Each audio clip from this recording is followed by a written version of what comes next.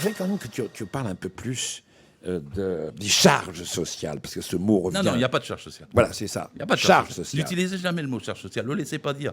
Ça n'existe ni dans le Code du travail, ni dans le Code de la sécurité sociale. Ce sont des cotisations. C'est une collecte d'une partie du salaire mutualisée et redistribuée à chacun selon ses besoins. C'est ce qu'il y a de plus beau dans notre pays. Alors, ils appellent ça une charge. Parce que pour l'enlever, il vaut mieux donner un mot qui soit connoté désagréablement, n'est-ce pas ? Mais ce n'est pas une charge, c'est un bonheur. Raconte l'histoire de ce bonheur en quelques mots. Vous vous rendez compte, sous le matin, là, comment il est, là, Dominique Seux, là, qui est un de mes préférés. Je suis en rogne le matin devant mon bol de café au lait à chaque fois qu'il parle. Mais lui, qu'est-ce qu'il dit ? Il dit alléger les charges. T'imagines qu'ils disent alléger le bonheur ? Les gens seraient fâchés. Donc il dit alléger les charges. Donc il accuse ce que nous avons conquis avec notre activité de salaire net et de salaire brut. Il accuse ça pour le faire disparaître. Et donc, j'explique que c'est autant que le salarié prend à son patron. Parce que ce qui compte, c'est le salaire brut, c'est pas seulement son salaire net. Et le patron est obligé de payer la totalité, y compris de donner quelque chose pour l'enfant, pour le toit, pour la maladie, pour le chômage et pour la retraite. Même quand le salarié ne travaille plus, le patron est encore obligé d'accepter qu'il lui soit donné quelque chose pour sa retraite. C'est ce qu'il y a de plus beau. Il y a une chose sur laquelle tu reviens très souvent, c'est la réduction du temps de travail. Ça, c'est un de tes combats. Et une notion qui n'est pas très claire dans les esprits, je trouve assez souvent, c'est le gain de productivité.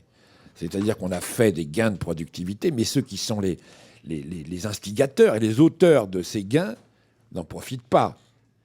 Oui, la plupart du temps. De toute façon, ceux qui profitent de notre activité pour l'essentiel, c'est ceux qui se goinfrent de dividendes. Hein. C'est là que ça passe pour l'essentiel, et ça ne passe pas dans la redistribution des richesses entre ceux qui les produisent. Ça, c'est le premier élément, parce que pour revenir à nos patrons de tout à l'heure, une fois sur Internet, le gars il me dit « Mais arrête de taper sur je ne sais plus quel grand patron », il me dit « Il fait vivre 50 000 personnes ».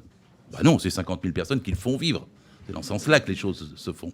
Donc à partir de ce moment-là, quand il y a des gains de productivité, il faut que ça aille aux personnes qui en sont la cause. Donc on doit à la fois réduire la durée du travail pour le partager, et on doit à la fois augmenter le salaire parce qu'il y a de plus en plus de richesses. En France, en 170 ans, l'histoire du Code du travail, c'est l'histoire de la réduction du temps de travail. De 1840, on est passé de la journée de 17 heures à 1820, la journée de 10 heures. Bon. La semaine, on connaît plus. On est passé de 40 heures en 36 à 35 heures en 2002. Et je dis toujours à tout le monde qu'on a fait ça en prouvant que la réduction du temps de travail était absolument nécessaire, possible et efficace. Possible grâce à ces gains de productivité, justement. Oui, mais comment ça s'est passé ? C'est qu'en 70 ans, de 36 à 2002, on a produit plus, personne ne peut le nier.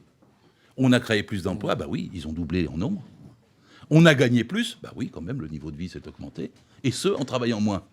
Ce sont des imbéciles absolus, ceux qui veulent faire tourner la roue de l'histoire à l'envers et qui nous disent maintenant qu'il faut travailler plus longtemps et gagner moins. Au contraire, le sens du développement de notre société, et pour accueillir les jeunes qui vont venir sur le marché du travail, c'est la réduction du temps de travail. On ne peut pas réduire le chômage de masse sans réduire la durée du travail, c'est impossible.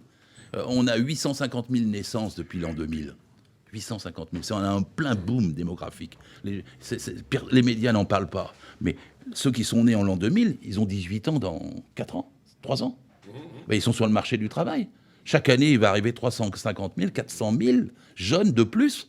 En 10 ans, nous passons à 10 millions de chômeurs si on ne réduit pas la durée du travail. Ce n'est pas des emplois jeunes, des contrats génération qui vont régler le problème. Ça peut faire baisser de 15 000 en un mois, mais ça ne fait pas baisser 6 millions, 7 millions, 8 millions, 9 millions de chômeurs. Est-ce que tu crois que le chômage est une volonté ? Oui. C'est catégorique. Parce que quand Michel Sapin disait toute l'année 2013, nous voulons inverser la courbe du chômage. On attend tous les mois l'inversion de la courbe du chômage. Mais je vous le dis, la loi du 14 juin qui est sortie de l'ANI, elle facilitait les licenciements. C'était pour faire qu'ils aillent plus vite, avec moins de résistance, et qu'ils soient plus efficaces. Macron lui-même aggrave le phénomène. Dans sa loi, il prend 4 mesures qui aggravent les licenciements. Et lui-même, il a écrit dans la tribune, Macron, « Je ne suis pas là pour protéger les emplois existants. » Ils sont là pour aggraver. C'est des lois pro-chômage. Et la preuve, c'est qu'ils avaient dit au direct.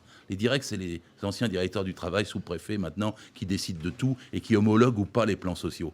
Le mi-juillet 2013, ils ont dit au direct, la consigne, c'est 0 refus d'homologation des plans sociaux. Laissez tout passer. C'est-à-dire les mêmes qui disaient on veut inverser la courbe de chômage, ils disaient à leur directeur du travail, à leur sous-préfet, laissez tous les licenciements se faire. Ils ont même été surpris, parce qu'au lieu des... Puisque ça passait plus par les juges des chambres sociales, c'est passé par le tribunal administratif.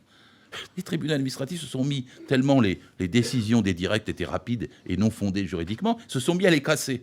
Et c'était les TA qui bloquaient, tribunaux administratifs qui bloquaient l'administration. Et qu'est-ce que fait Macron ? Eh bien, il décide maintenant que quand un tribunal administratif bloque un plan social, les salariés n'en retirent aucun avantage. Ils ne sont ni réintégrés, ni indemnisés. Il faut qu'il y ait un acharnement pour arriver à dire on veut faire les licenciements, on ne veut pas qu'il y ait de compensation, on ne veut pas qu'il y ait de recours, on va diminuer les prud'hommes pour que les salariés n'aient plus de droits, on fera des commissions d'arbitrage sous l'autorité des patronats et on fera que ça ne fonctionne plus toutes les tentatives des salariés pour défendre leur emploi. Je ne défends pas les emplois existants, dit Macron. Je vous donne la preuve que cet homme-là veut augmenter le chômage. Et pourquoi ils veulent augmenter le chômage ? Parce que c'est la pression sur les salariés pour qu'ils ne se battent pas pour leur salaire. Et puis d'autre part, c'est ce qui va permettre d'augmenter l'ensemble des dividendes pour les 1000 de plus de 1000 qui dirigent tout. Ils aiment le chômage, les patrons. Ils n'aiment pas les bébés, les naissances. Ils aiment le chômage.